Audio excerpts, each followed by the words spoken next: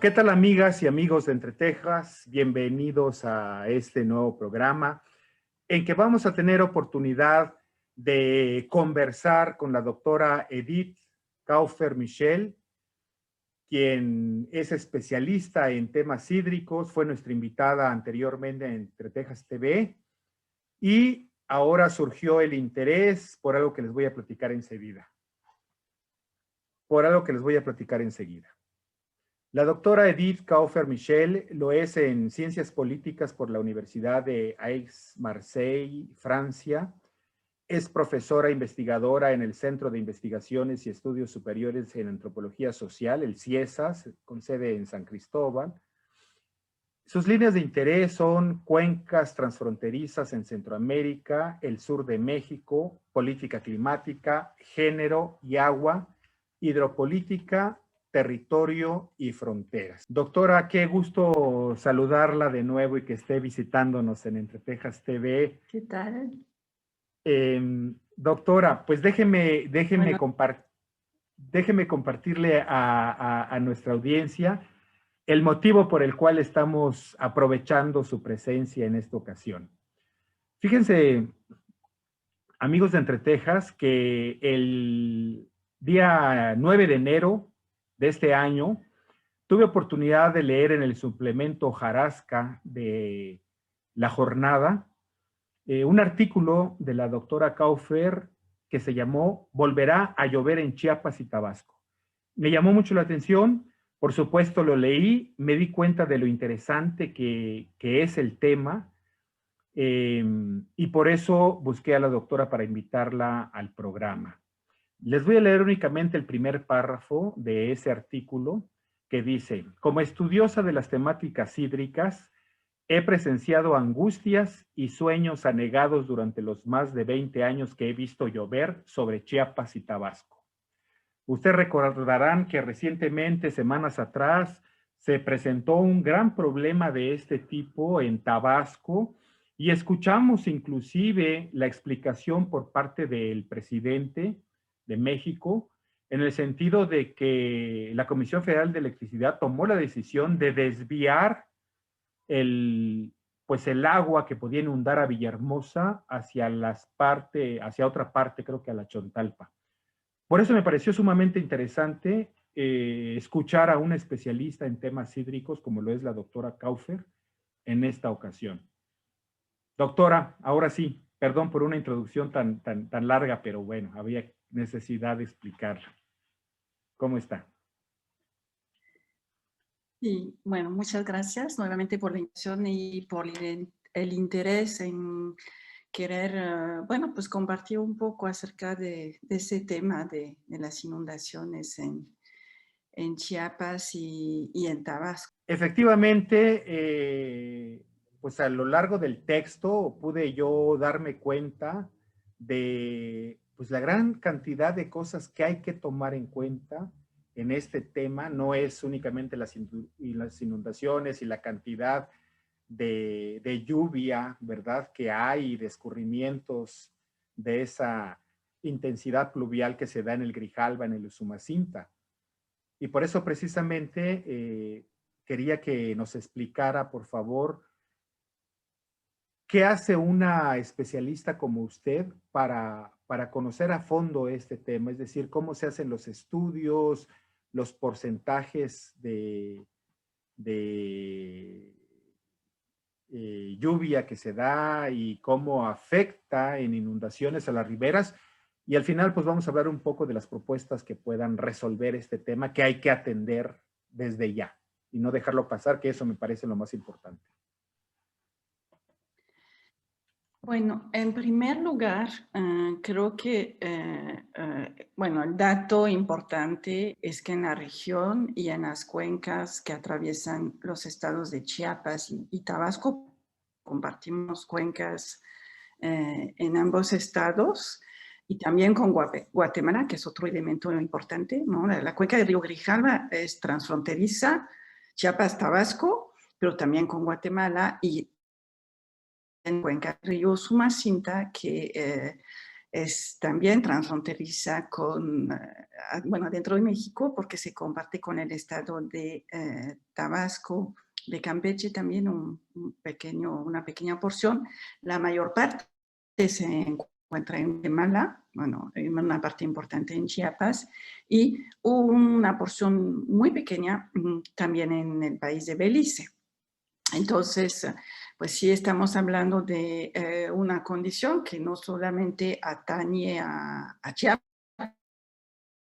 sino pues a los otros estados e incluso a otros países, bueno, en el caso de Guatemala principalmente. Entonces, bueno, estamos hablando de una región donde llueve mucho, ¿no?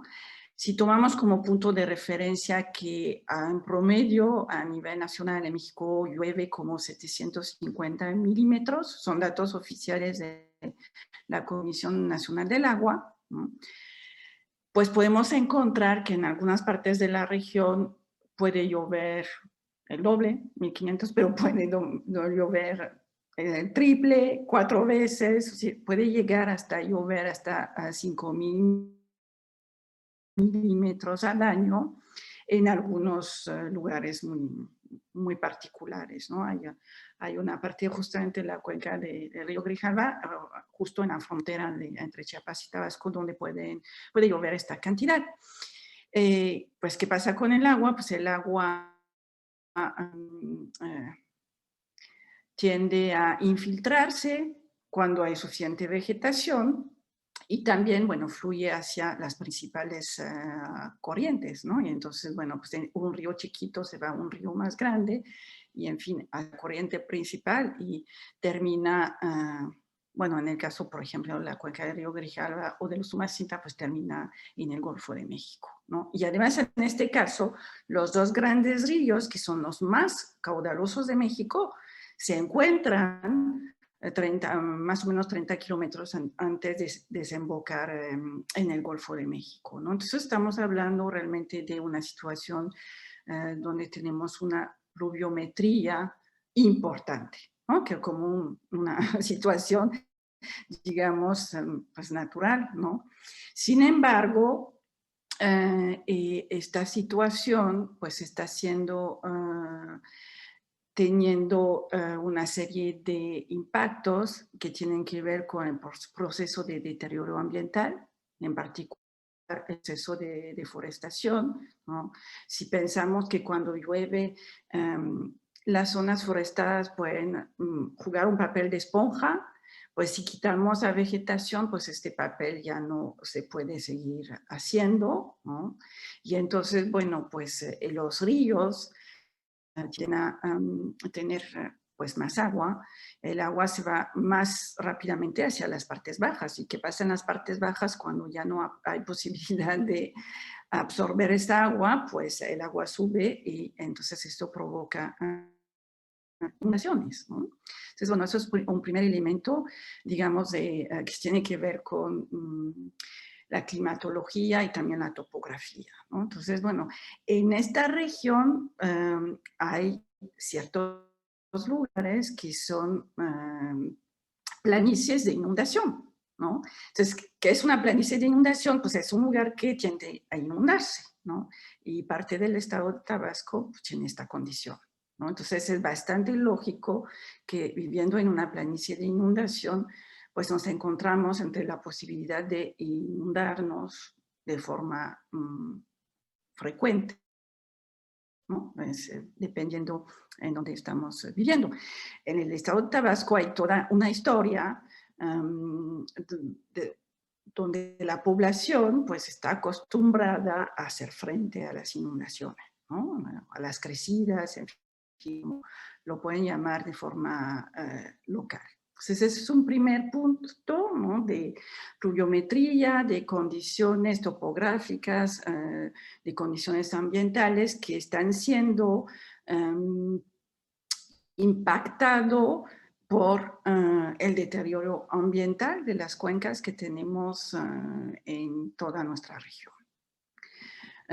Por otro lado, es importante mencionar un aspecto que yo diría de geomorfología para que podamos entender qué es lo que está sucediendo. Cuando uno ve un río, Ahí está, bueno, el lecho del río y va fluyendo el agua. Entonces tenemos lo que conocemos como el estiaje, que es la parte donde fluye el agua cuando es pues temporada de secas, ¿no? Las aguas bajas. Cuando llueve, se incrementa un poquito, medianamente o mucho, dependiendo del río, ¿no? Y entonces eso es el lecho menor, ¿no? Y generalmente eso que conocemos como pues, el lecho del río. Pero hay un lecho que se llama el lecho mayor. Y este lecho mayor es toda el área, o sea, hasta el límite que corresponde históricamente a la mayor crecida, a la mayor inundación. Y a veces, en algunos valles, el lecho mayor puede estar, se podría extender o se ha extendido en algún momento de la historia en todo el valle. Por lo tanto, en estos casos, si vivimos en el lecho mayor, puede ser que algún día nos inundemos, ¿no? Entonces, y eso puede ser dentro de 100 años, de 200 años, ¿no? Porque, bueno, los especialistas calculan unos fenómenos con lo que llaman tasas de retorno que se pueden expandir a lo largo del tiempo por varias decenas de décadas. Sin embargo, con todos los fenómenos de deforestación y también, bueno, con la variabilidad climática o el llamado fenómeno del cambio climático, pues eso se incrementa, digamos, que hay una mayor frecuencia de estos fenómenos en los últimos años, ¿no? Entonces, si yo vivo en el lecho mayor de un río, tengo una alta probabilidad en este momento, en un contexto de deterioro ambiental, donde los fenómenos climáticos tienden a ser más importantes en términos de cuando llueve, llueve más. Bueno, los huracanes son más fuertes, etcétera, etcétera. Tengo una mayor probabilidad de sufrir un fenómeno de una inundación.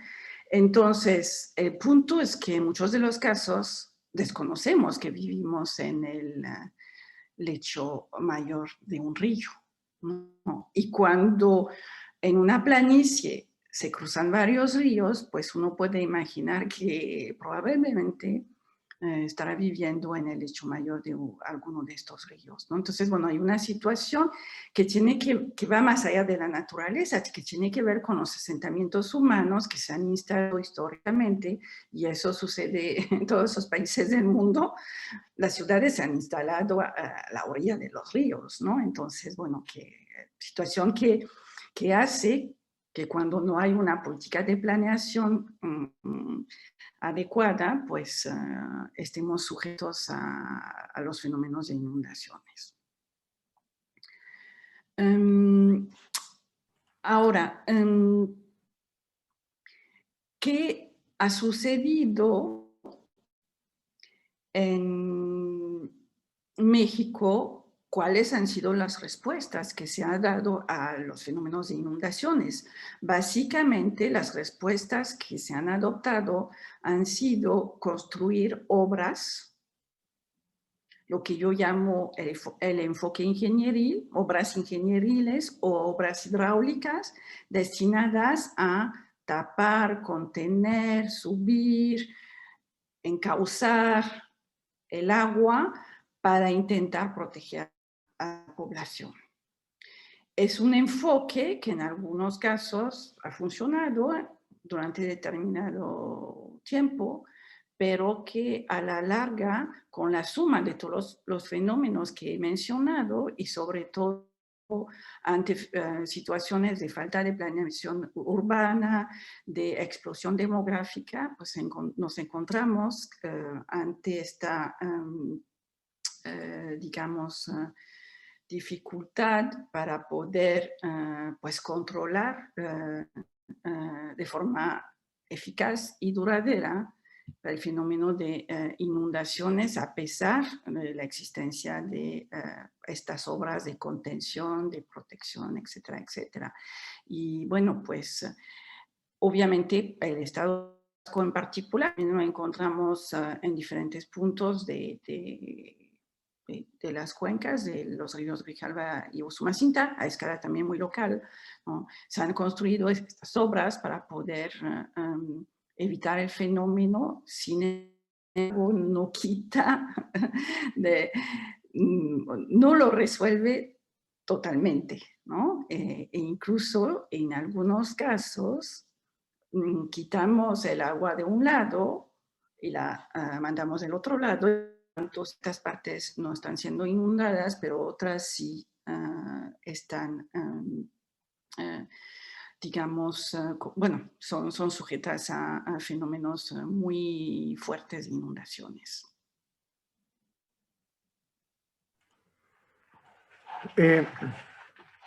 Perdón, es que está, sí tenemos señal, Doctora, bueno, varias preguntas me surgen a partir de lo que nos ha comentado. Yo no sé si usted tuvo conocimiento hace unos 20 años de lo que fue una tragedia tremenda en Chiapas, en el caso de Motocintla, que el río se llevó casi a todo el poblado, que fue terrible. Después de eso, quizá un año después, yo pasé por esa carretera rumbo a Tapachula y me detuve a ver desde lo alto qué había ocurrido. Y efectivamente, es el lecho alto de un río donde se pobló Motocintla.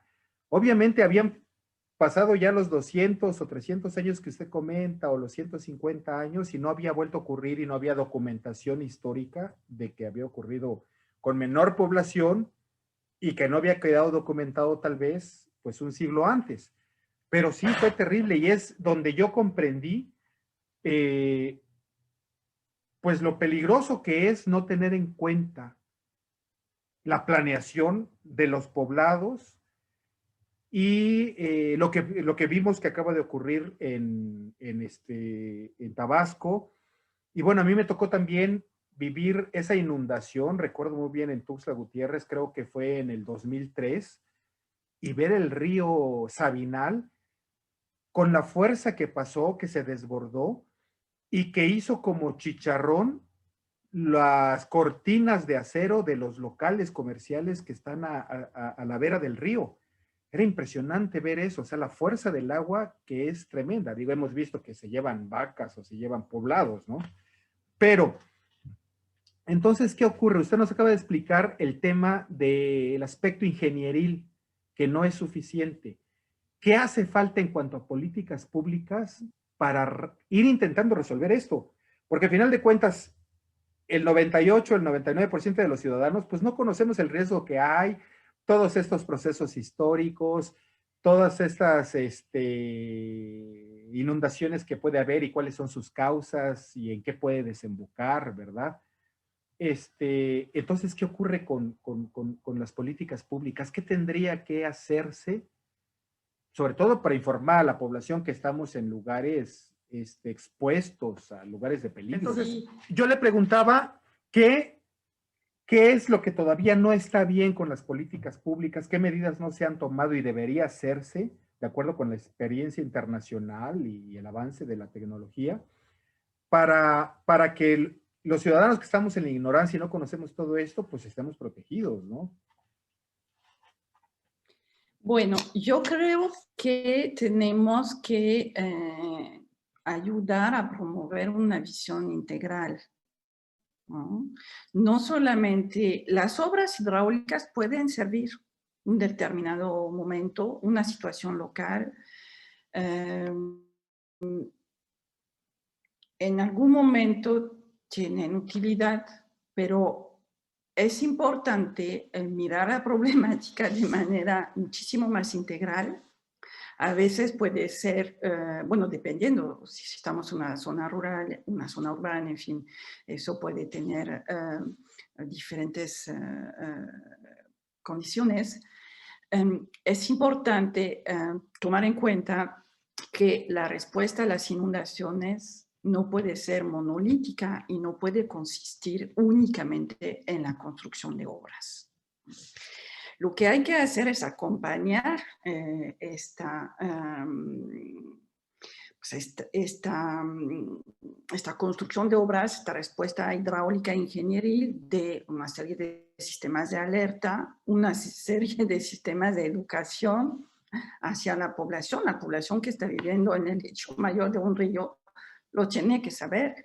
Usted hablaba del caso de Motocintla, pues bueno, cuando uno conozco bastante bien Motocintla en el sentido que he estado varias veces justamente después de las inundaciones del 98 y de 2005, y pues efectivamente, pues cuando uno observa incluso desde arriba la ubicación de Motocintla, pues es la crónica de una inundación anunciada, o sea, de una y de varias inundaciones anunciadas, ¿no? Obviamente, esta pequeña ciudad pues está completamente instalada en un lugar donde es totalmente propicio para que pues, la casa que uno compra se convierta en acuario, ¿no?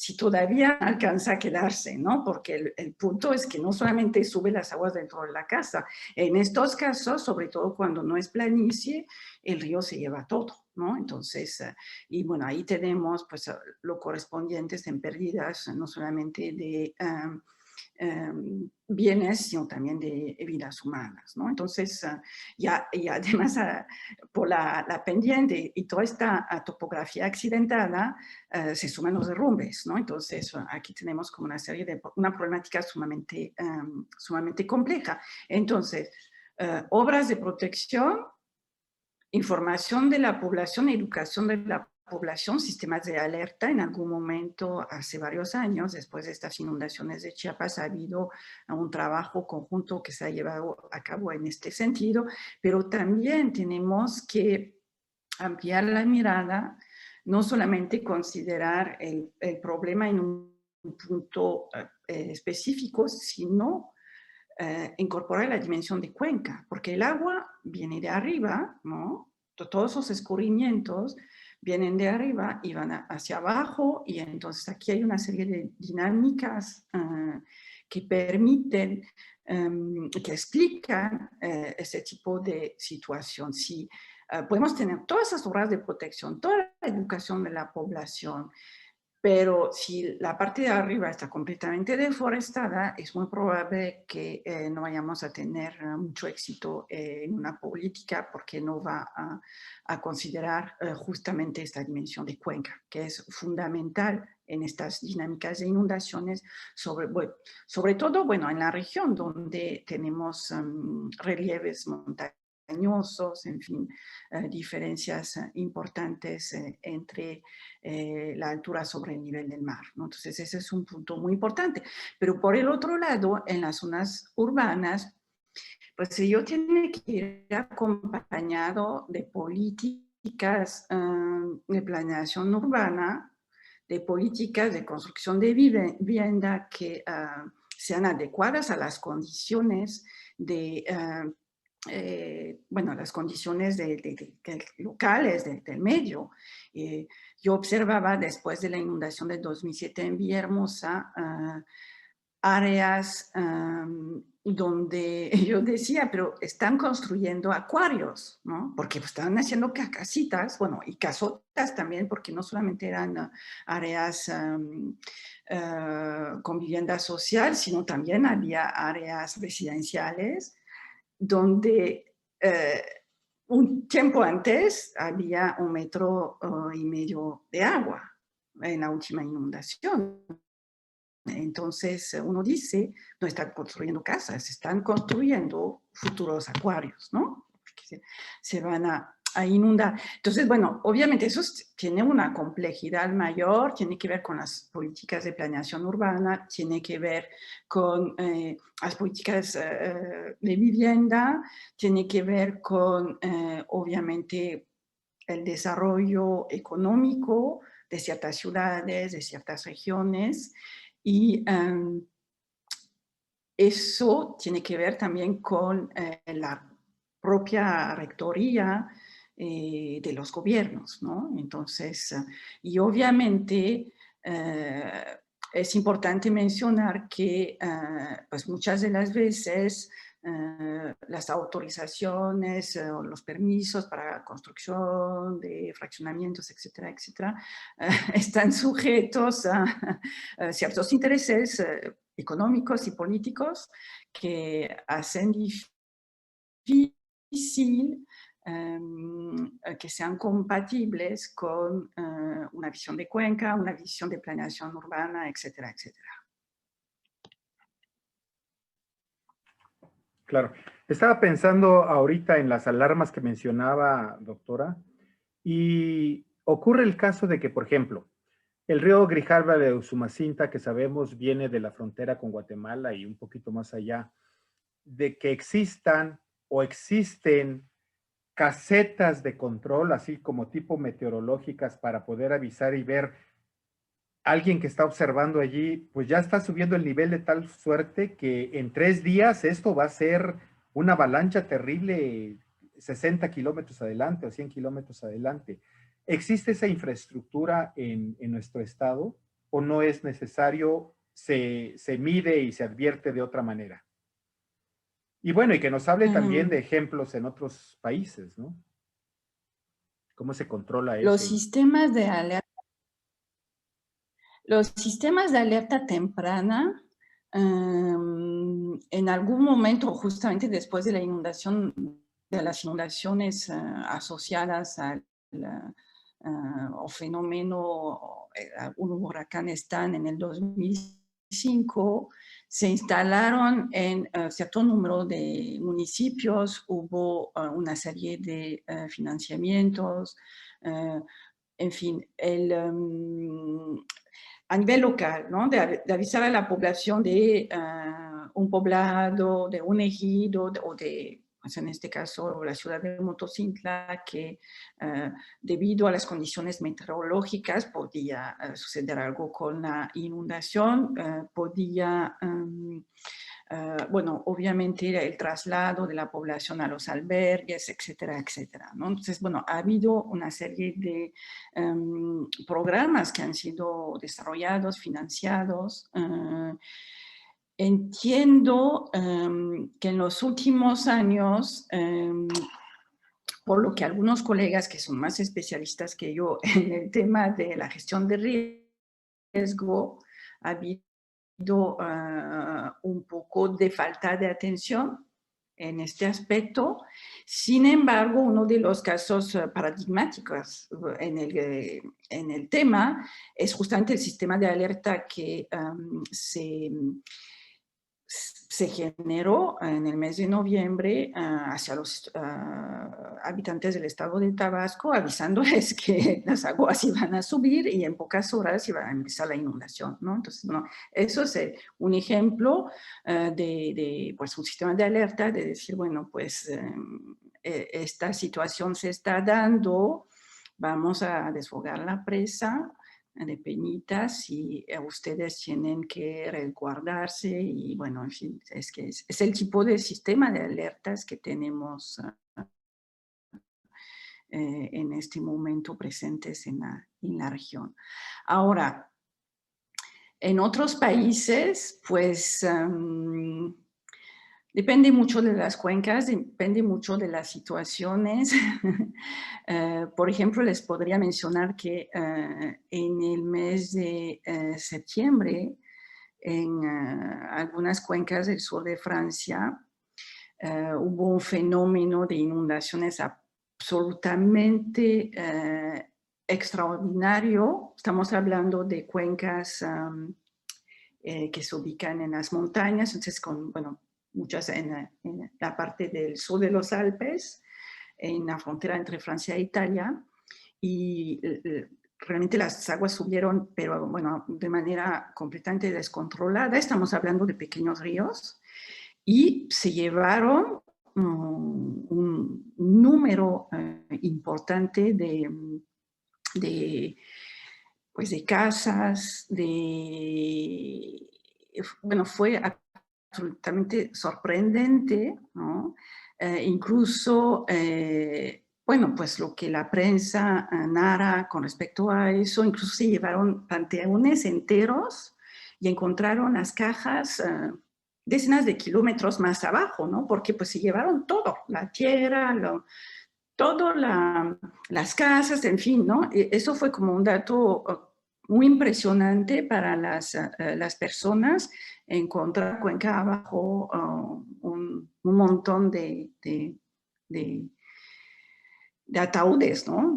Porque los panteones desaparecieron en el río, ¿no? Entonces, eso pone en evidencia que pues sucede en todos lados. Hay muchos lugares, o sea, llega de forma sorpresiva, ¿no? Incluso en los países más industrializados, y que, pues bueno, en este caso es el caso claro pues, de pueblos instalados en el lecho mayor de los ríos, también, bueno, de pueblos donde a veces, a pesar de la regulación, a pesar de las políticas de planeación urbana, pues vemos que es una situación que sucede, ¿no? Entonces, bueno, a raíz de estas inundaciones, colegas especialistas empezaron a hacer mapas para ver qué es lo que había sucedido y encontraron que efectivamente la mayoría de las casas que desaparecieron, de los poblados que fueron afectados con realmente, o donde se llevó la mitad del pueblo, etcétera, etcétera, pues estaban ubicados en zonas inundables, ¿no? Entonces, como lo decía en un inicio, pues era, en este caso, también una crónica de una inundación anunciada, ¿no? Por la ubicación, por las condiciones, etcétera, etcétera. ¿Qué es lo que vino a detonar ese fenómeno? Pues es que hubo una lluvia más importante que lo normal, ¿no? Y entonces, pero no es solamente la lluvia sola pues no provoca la inundación si no existe viviendas, si no existe poblaciones instaladas en las riberas de estos ríos, bueno, en lo que parecen ser las riberas, pero que en realidad corresponden al lecho mayor del río, ¿no? Y tenemos conciencia de ello, ¿no? Por lo tanto, pues bueno, en la región de Chiapas, Tabasco, tenemos, bueno, pues muchos lugares donde en circunstancias de gran variabilidad climática o de lo que los especialistas llaman eventos hidrometeorológicos extremos, pues las inundaciones suceden. Doctora, debo entender entonces que existe ya por parte de los especialistas, los geólogos hídricos, quizás si esa es la especialidad, existe ya el conocimiento de toda una cartografía de dónde están los lugares de riesgo. Y es algo que tendrían que tener bajo vigilancia las autoridades de protección civil que reciben grandes presupuestos, por lo menos el ejemplo de nuestro país, ¿no? Entonces debería estar ya todo eso vigilado y todo. Por ende, podemos pensar que esta situación que se ha dado con el desborde demográfico, con la falta de cuidado y de control de aplicar la ley y no permitir el crecimiento ordenado en las zonas urbanas, pues ha provocado en gran medida todo esto y se me asoma por allí el concepto tan trillado y tan real y tan dañino de la corrupción en muchos sentidos, bueno, que conduce a la falta de previsión, obviamente. Tenemos las capacidades técnicas de poder, de saber dónde pueden suceder inundaciones, ¿no? Tenemos las capacidades técnicas, ¿no? de hacerlo. Pero en pocos municipios de los estados de Chiapas y de Tabasco existen estos atlas de riesgo, ¿no? Porque han decidido, bueno, pues financiar otros aspectos, ¿no?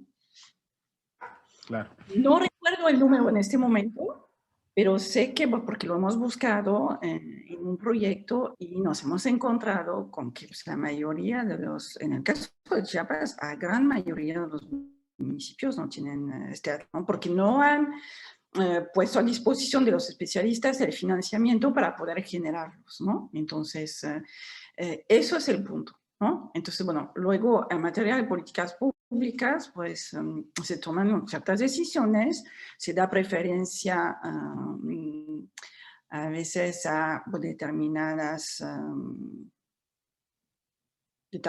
obras, determinados diagnósticos, ¿no? Luego,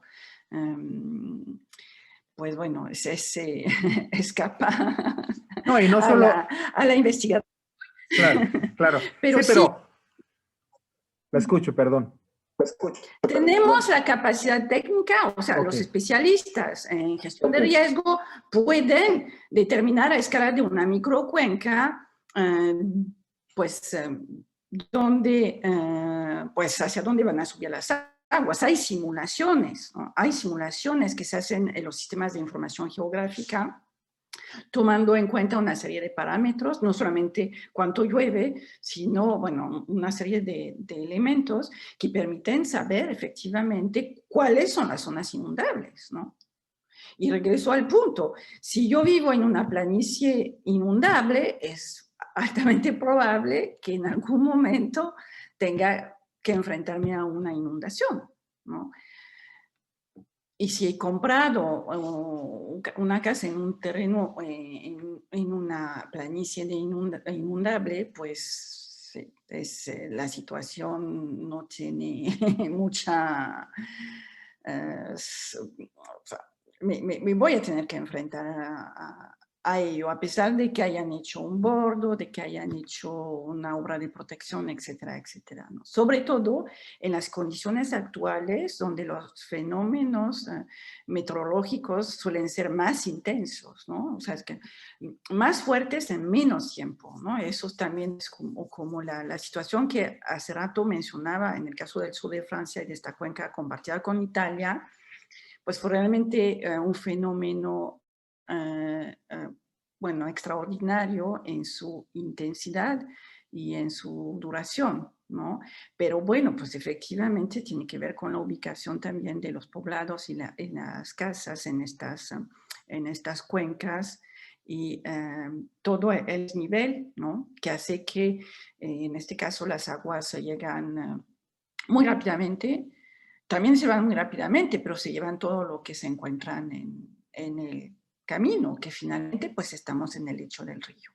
Aunque sea el lecho mayor, ¿no? Realmente el espejo de agua que nosotros podemos apreciar en San Cristóbal de las Casas, en el río Amarillo, Fogótico, no corresponde a el lecho mayor, ¿no?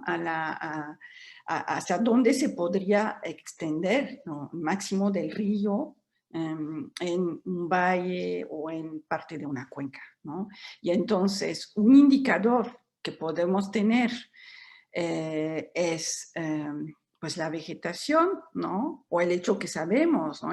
En San Cristóbal de las Casas y hay una parte que se llama el lago de María Eugenia, un lago, pues obviamente es una de las primeras zonas en inundarse, pues porque era un lago, todas esas zonas de humedales, ¿no? Que hemos tenido a bien a rellenar, ¿no? Entonces, todas estas zonas son estas zonas que se inundan en primer lugar cuando suben las aguas, ¿no? Entonces, esto es la situación. Pues estamos hablando de un valle básicamente de una zona lacustre, ¿no? Y que por lo tanto, aunque la hemos rellenado, en algún momento las aguas son susceptibles de subir y nos vamos a inundar.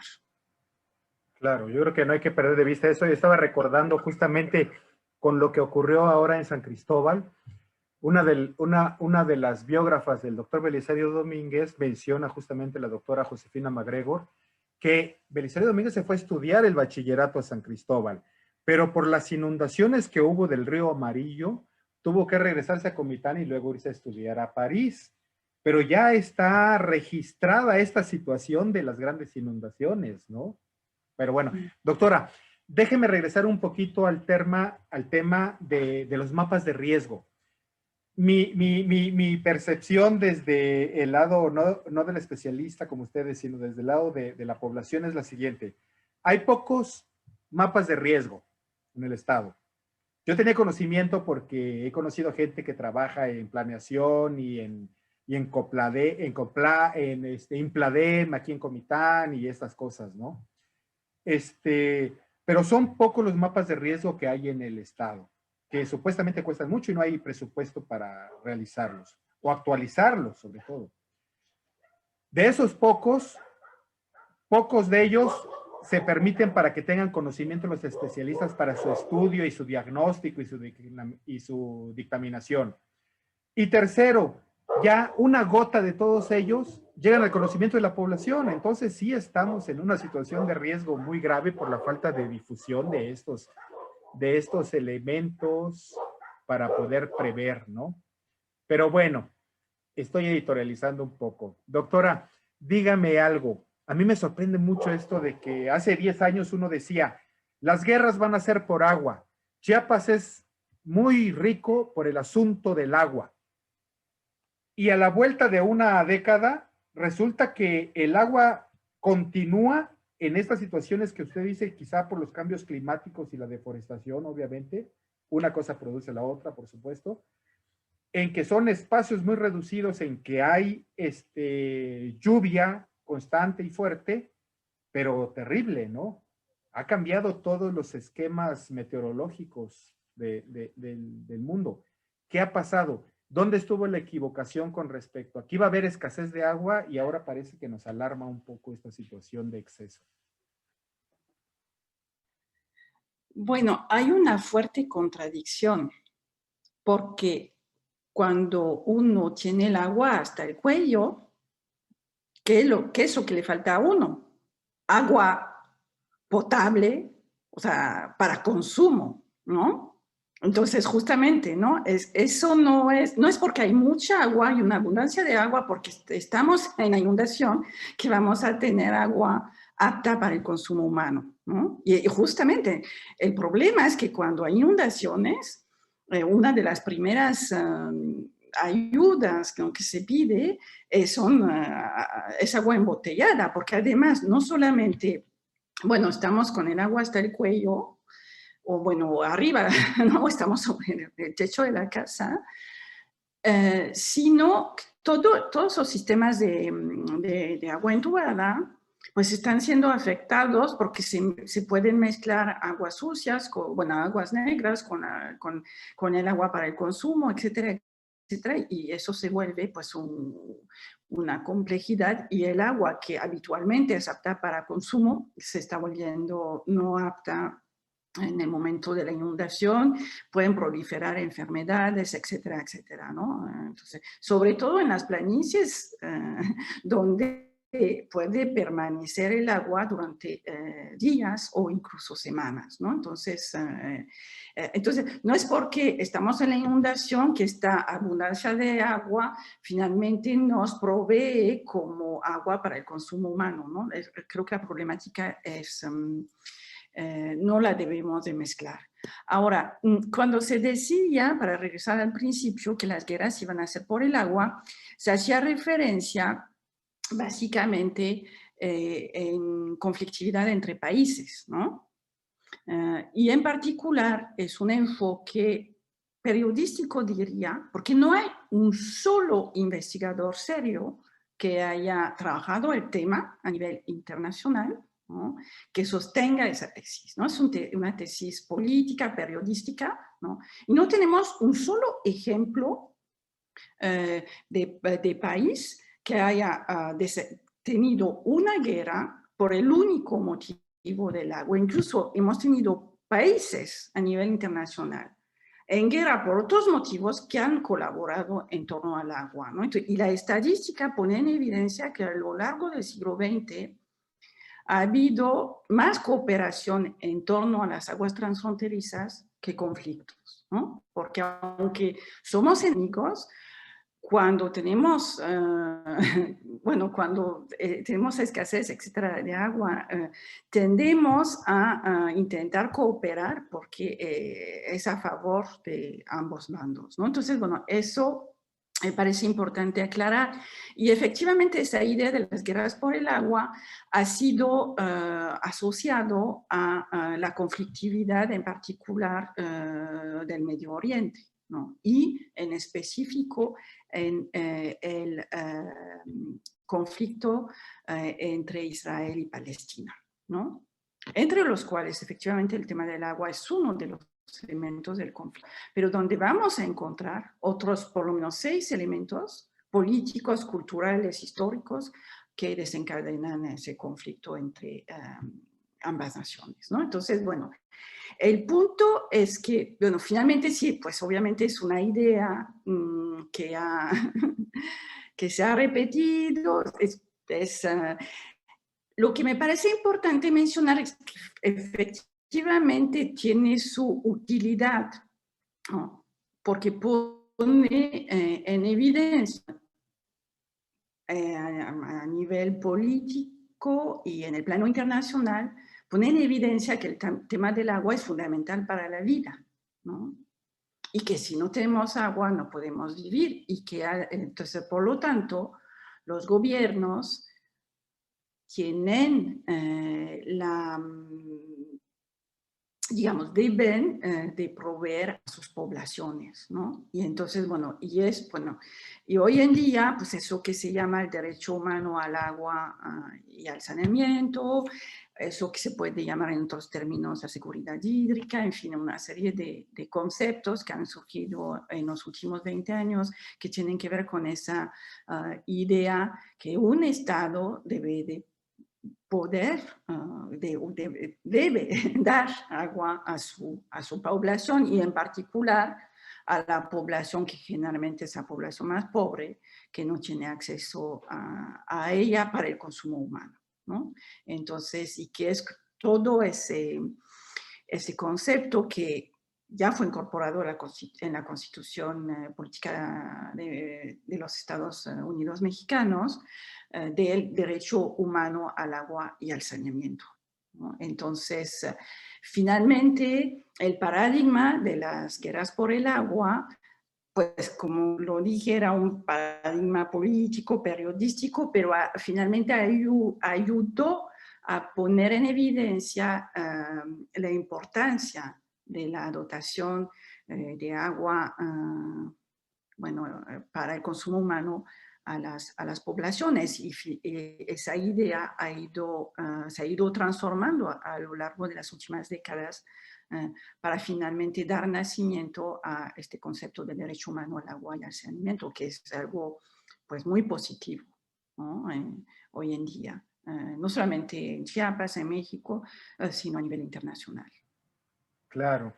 Y lo que son los cambios de la historia, doctora, imagínense que se hubieran preocupado los bretones en territorio francés por el asunto de la distribución del agua hace 1000 años, ¿no? O lo que hubiera de ninguna manera ocurrido en Chiapas con el caso de los zoques que vivían a orillas del Grijalva, con un pendiente por el asunto del agua, que eso no ocurría, han pasado los siglos y ya es una preocupación.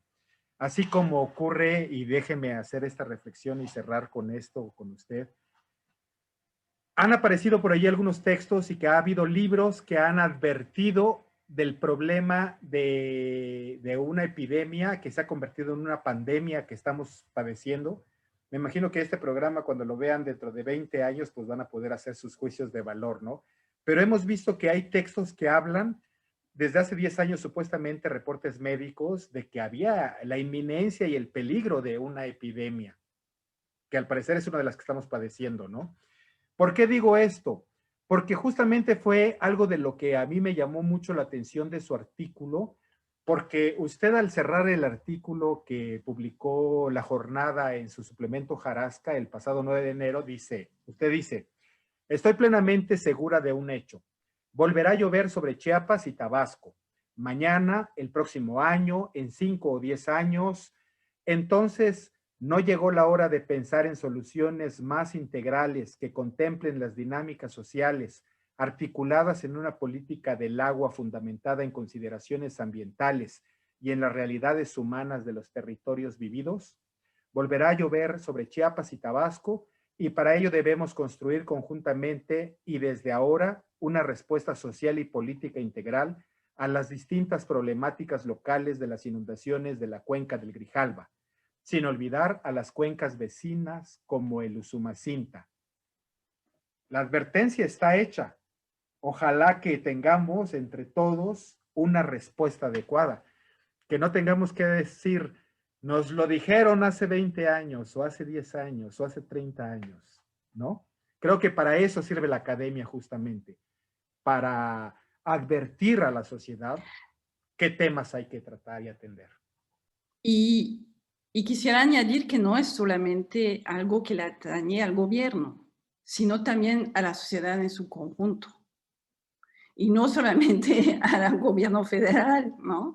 Es algo donde todos debemos ser partícipes de ello, ¿no? Y de alguna forma da gusto, por ejemplo, en el caso de San Cristóbal de las Casas, ver que hay un movimiento ambientalista que pone estos temas sobre la mesa, que está diciendo, tengan cuidado con el relleno de humedales, tengan cuidado con ciertas situaciones, aquí estamos en un mal camino, ¿no? Entonces, bueno, obviamente esto es muy complejo, ¿no? Hay muchos intereses económicos de por medio, ¿no?